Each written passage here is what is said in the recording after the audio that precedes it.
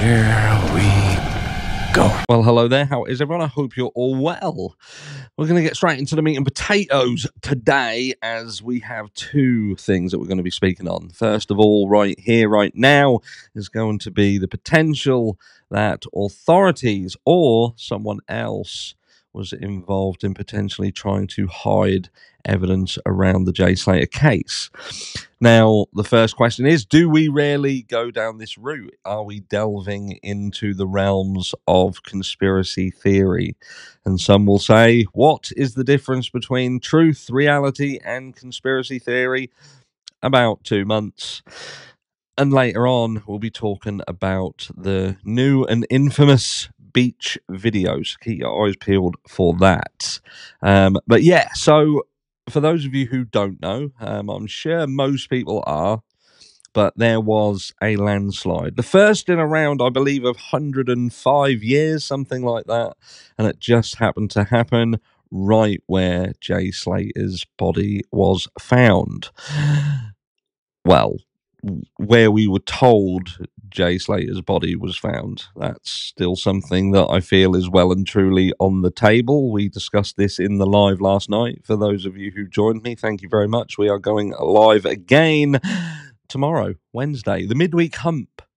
Everyone loves a midweek hump. But anyway, let's just have a quick look at this. So I will play beside me the video while we discuss it. So yeah, there was a landslide, and the funny thing about this landslide is that it happened pretty much smack bang wallop where Jay Slater's remains were found. And what is the relevance to this, I hear you say? Maybe this is just a complete and utter coincidence. But what we did see was, we saw, and you see in the video, there was a vessel that was actually filming it. So we know that there was people around this area.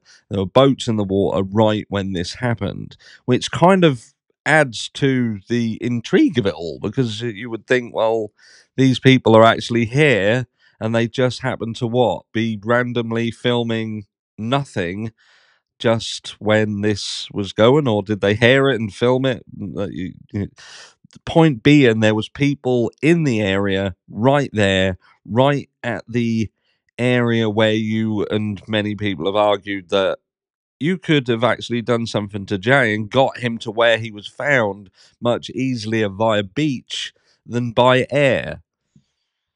And this is the report. So it says here, safe from danger, bathers play in Masca's risky sand after landslides. 2 swimmers have featured in a shocking image that was captured on video this Friday.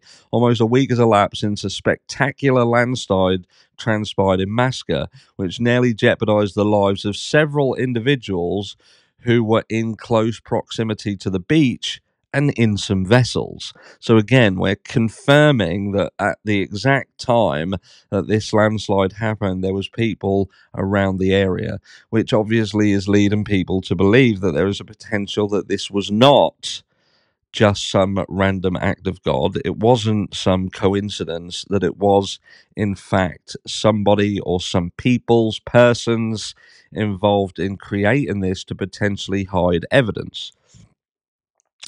But what could be hidden there? That's the big question. What could have been hidden there? And I think the issue is, and let me just get back onto the screen here.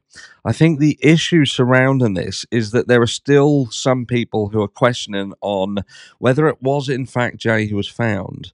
Now, some of you who have been around the channel for a little while, you'll know that we're in the process of obtaining information regarding a second body that was found in the waters around this area, the Moroccan waters, if you like. Now, there's conflicting information. Some saying that this was a young man that would sort of fit the description of Jay Slater. Others are saying, and this is other locals, so people who have an investment in the area, are kind of saying, look, stop looking into the Jay Slater case.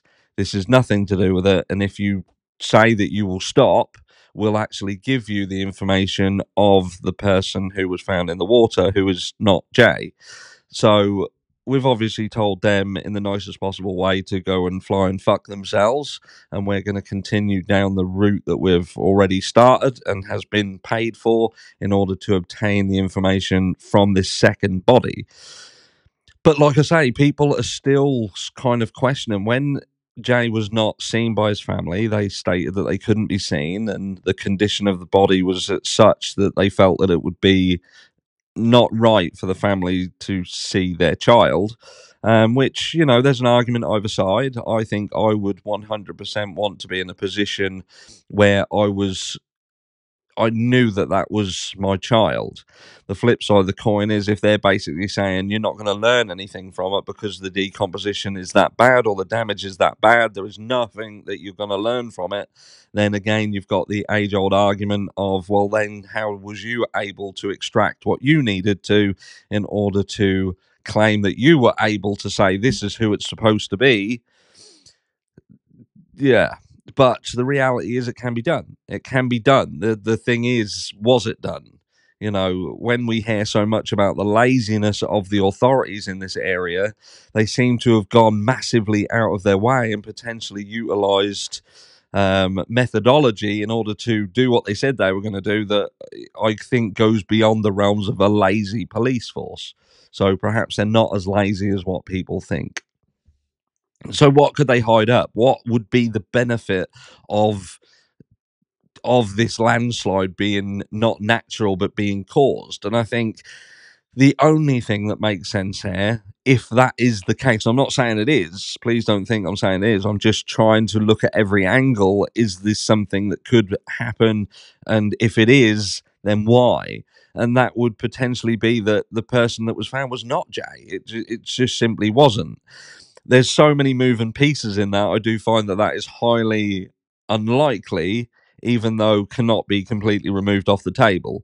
We would have to firstly consider that the Spanish authorities wrongfully, um, you know, wrongfully stated who the body was, and that the English, when the body was repatriated, that this continued. Now, are we saying that's beyond the realms of possibility? It certainly isn't beyond the realms of possibility. If the Spanish government are saying this is what happened, this is what we're concluding, this is Jay Slater, you have just got to sign it off or whatever it is you do, it's possible. It's possible. Is it likely? Perhaps not, but it's possible. It can happen. It can happen. But look, so the the only thing that I can think of is if this is possible. Yes, there is a potential, albeit an incredibly slim one, is that this was something that was man-made, and the ideology behind it was to stop people potentially finding Jay. You know, at the end of the day, this situation has garnered such a following, you know, and there are so many people who don't truly believe the narrative that's being pushed. It's not beyond the realms of possibility that there will be people that go to this area to look. Now, it might not even be about potentially finding Jay. It might be about potentially finding other people. Is there a potential that through people feeling that they are going out there because they don't think it was Jay that was found, they could stumble across something else, like a scene from fucking Dexter with all the bodies in the water? You know, is this some kind of dumping ground for the mafia who have been told, or who we've been told operates in this area? And could that then inevitably open up another can of worms as to what happened to Jay Slater? If all of a sudden you start finding that this is in fact a dumping ground, then it's all of a sudden gonna open up the aforementioned can of worms. So, in my conclusion, do I feel that this was man made in order to cover stuff up? Personally, I don't think so. But I have to be honest and say it's not beyond the realms of possibility.